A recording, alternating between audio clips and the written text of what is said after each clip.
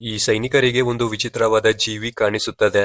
ಇದು ಮೂವ್ ಆಗ್ತಾ ಇರೋದ್ರಿಂದ ಇದರಿಂದ ನಮಗೆ ಪ್ರಮಾದ ಅಂತ ಹೇಳಿ ಇದನ್ನ ಶೂಟ್ ಮಾಡ್ತಾ ಇರ್ತಾರೆ. ಆವಾಗ ಇದರ ಶರೀರದಿಂದ ಒಂದು ರೀತಿಯ ಲಿಕ್ವಿಡ್ ಈಚೆ ಬಂದು ಅದು ಸತ್ತೋಗುತ್ತೆ.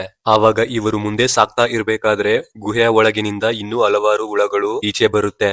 ಆವಾಗ ಇವರಲ್ಲಿ ಕೆಲವರು ಭಯಪಟ್ಟು ಓಡೋಗ್ತಾ ಇರ್ತಾರೆ. ಆದ್ರೆ ಈ ವ್ಯಕ್ತಿ ಭಯಪಡದೆ ಒಂದು ಬಾಂಬ್ ಅನ್ನು ಆ ಗುಹೆಯ ಒಳಗೆ ಬಿಸಾಕುತ್ತಾನೆ. ಇದರಿಂದ ಆ ಗುಹೆಯಲ್ಲಿ ಒಂದು ಸಾರಿಯಾಗಿ ಬ್ಲಾಸ್ಟ್ ಆಗಿ ಈ ರೀತಿಯ ಜೀವಿಗಳೆಲ್ಲ ಸತ್ತೋಗುತ್ತೆ.